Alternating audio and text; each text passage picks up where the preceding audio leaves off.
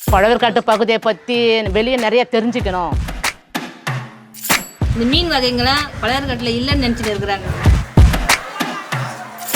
எங்களுடைய சமுதாயம், எங்களுடைய கடலோர பகுதி, எங்களுடைய வாழ்வாதாரம் எல்லாம் பாதுகாக்கப்படணும். அதுக்காக தான் நாங்கள் இந்த ஒரு மீன் விழா என்று இதை உலகத்துக்கு நாங்கள் எடுப்புக்காட்டா இதை நாங்கள் அன்றைக்கி நடத்த போகிறோம்.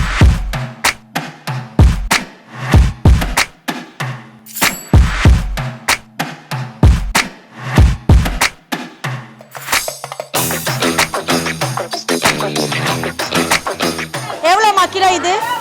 40 ரூபாவா? இந்த பொருட்கள் எவ்வளோண்ணா? 300 ரூபாவாண்ணா?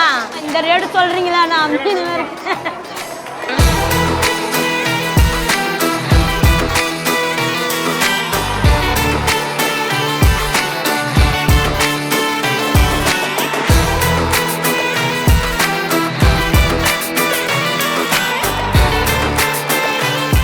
பழுவர்கள் ஃபுல்லாக தேடியாச்சு. போதுமா அது?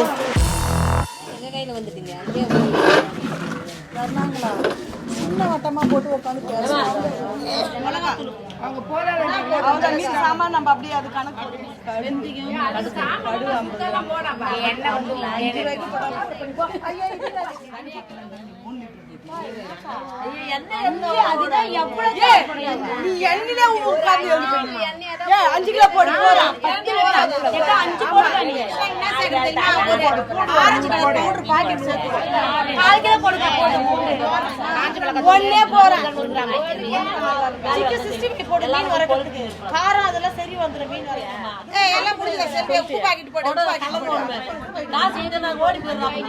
ஒரு நிமிஷம் இரு.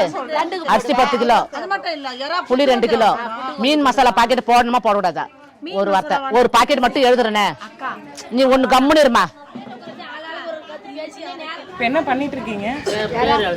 நான் அந்த மீன் விருந்து திருவிழாவுக்காக அந்த ஐட்டத்துங்களுக்கு என்னென்ன ஐட்டம் நம்ம போட போகிறோன்றதுக்கு அந்த எறா மீனுங்களை ஐட்டம் சம்மந்தப்பட்டு இப்போ பேசி டிஸ்கஷன் பண்ணின்னு இருக்கோம். பழவேற்காடோட சாப்பாட்டை பற்றி நீங்கள் என்ன சொல்லுவீங்க? இங்கே இருந்த ஒரு பெண்ணாக கேட்குறேன்.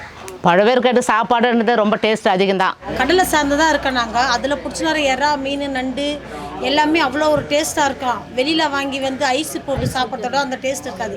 இது நல்ல ஒரு டேஸ்ட்டாக இருக்கும். நம்மளுடைய கையோடைய பக்குவமே அந்த டேஸ்ட்டை கூட்டி கொடுத்துரும். நீங்கள் என்ன சமைப்பீங்க?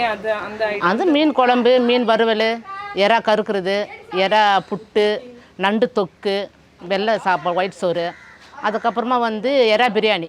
இதெல்லாம் ஒன்றா சமைச்சு வரக்கூடிய இத்தனை நபர்களுக்கும் ஒரு விருந்தாக பரிமாறும் பொழுது அதில் கிடைக்கக்கூடிய சந்தோஷமும் மகிழ்ச்சியும் பெருசாக இருக்கும். 16ஆம் தேதி அக்டோபர் 16 சனிக்கிழமை. வச்சுட்டு இல்லை எடுத்துக்கலாம்ல.